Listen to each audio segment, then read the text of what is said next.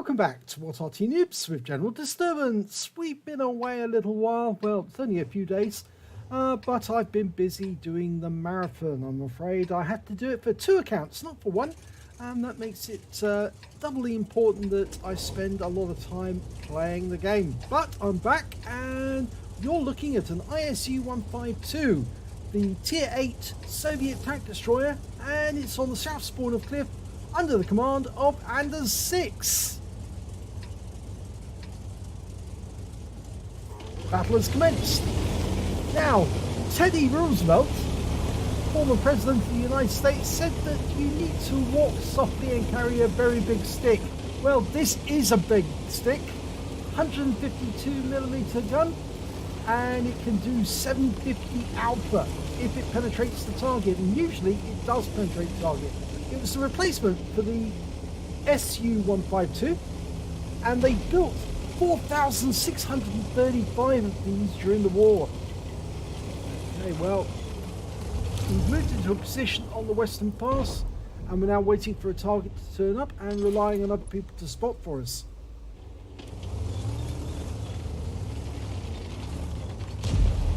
Now, the one bad thing about this tank is the reload. It really is long. It's over 17 seconds. And that can really make it difficult, because you're only going to get, what, 3 rounds a minute, if that. So you need a really good crew, a rammer, vents, everything to try and beef up the fire rate. We'll see what the reload rate is like once the game gets underway. This is an old replay from 1.2 update, by the way. We're doing a whole batch of these. We just changed clients this morning, so it looks as if I'm going to be getting a huge backlog. Oh, look at that. The SU-130PM took a massive hit. 691, that must have penetrated. And he's only going to take one more shot and he's out the game. But he managed to get into cover. This mouse is going to be less lucky, I think, but he's now turned head on.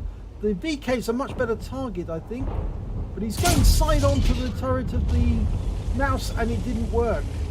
I think he might have had more luck with the VK.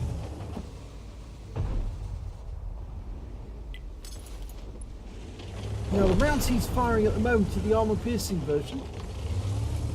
Of course, if he was to fire the high explosive version, he gets 950 out from that one. Oh, he did go through the VK, you see, just as I said. Would have been better with the VK. You're much more likely to penetrate it. Just pulls back and pulls forward to get a sight of it. Now he's using the bush mechanic. And that one didn't go through. In fact, I'm not even sure that that hit the target. But he's pulled forward to get a better look at the targets. Okay. Needs to do that every now and then, because I think his teammates aren't spotting these as much as he would like. Right, we've got a Jaeger in sight, and he's side on to us. And that definitely went through. Now he can only take 2 more shots like that, and he's out the game. But it looks to me like he's made his way, or is making his way up the pass. And here comes the mouse, and maybe we've got the perfect angle. No, we haven't. We didn't get through the turret. But he is still firing from a concealed position, so the mouse doesn't know where he was. He keeps pulling forward to the spot, pulling back for the bush mechanic. Go for the VK. Yes! Got him out the game. First kill. You're much more likely to survive if you do this. You move forward and then pull back until you've got the outline and wait for it. He wants to get the turret at the right angle. But he's taken the shot blind and it doesn't look as if he hit the target. So he's pulled forward again, gets sight, pulls back.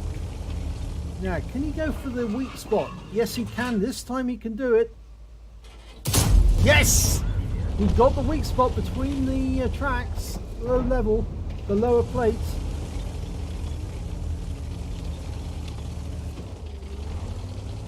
Now they're just about breaking even at the moment. There's still one tank down, but if he carries on like this, he's certainly going to collect a lot of damage from these tanks. And he's double bushed now.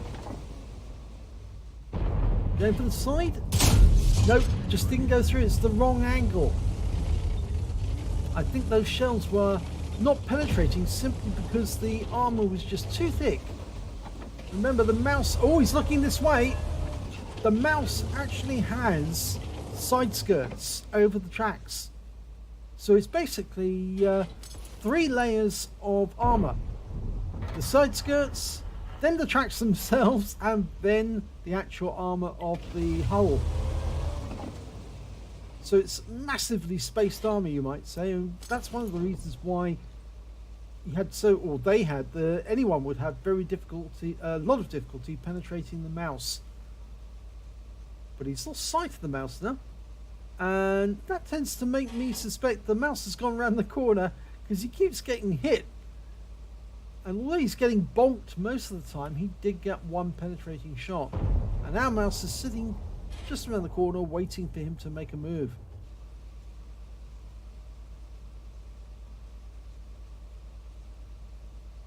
Well, an Object 705 has been found up on top of the cliff. There we go. Yes, he spotted it. And unfortunately at this moment he would be seen if he fired. Because unfortunately you can't use the bush mechanic on that 705. The Jaeger is up top as well. It's the 705.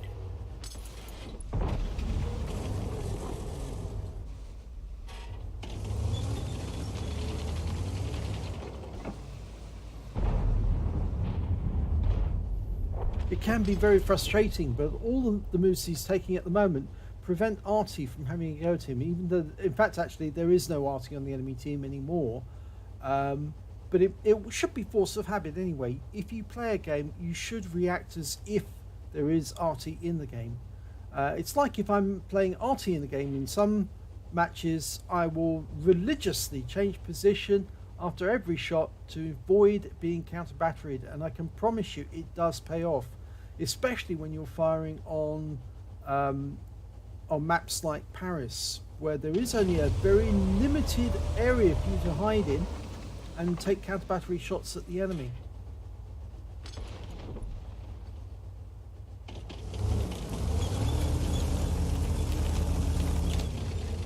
Now they are one tank up on the enemy now, and he's changing his position slightly, but I detected the mouse was moving and our mouse is pulling back, so I think their mouse is about to make a move on our one.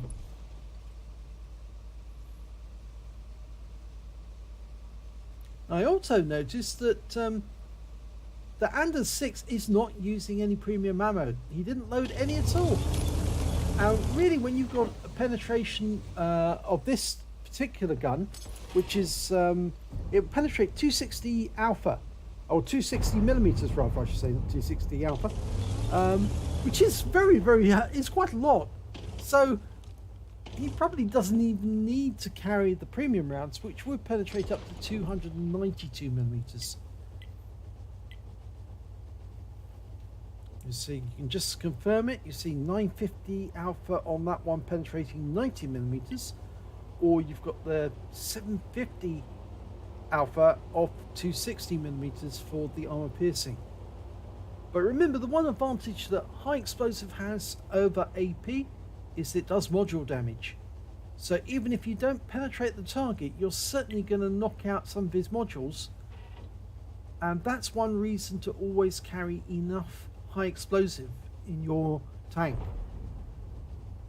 I can actually tell you a story. Just the other day, actually, I was confronting an enemy heavy with my heavy, and I whittled him down by hitting his cupola with numerous shots until it got to the point where he only had about 100 hit points left.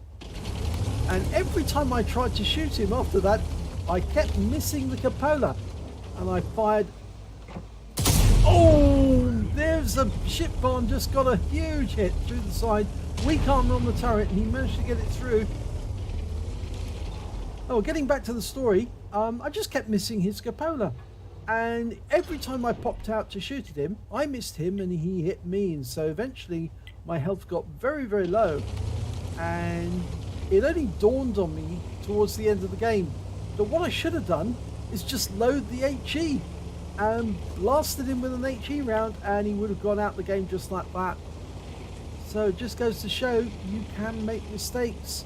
You get tunnel vision, you think, oh well, I can easily take this guy out, and unfortunately no, it doesn't work out because you used the wrong shell. Well, and the 6 is, oh, he knows where the mouse is now. The mouse has been spotted. He's up on top on the plateau. I call this the plateau level of the temple. Oh, the mouse is gone. Now there's only 2 enemies left, and one's the FB 4005, the ship barn, and the other one's the Jaegeru. And remember, the Jaegeru took a lot of damage, and there's the ship barn, and we've got him by the ass. Oh, run right up his posterior. That was an enema.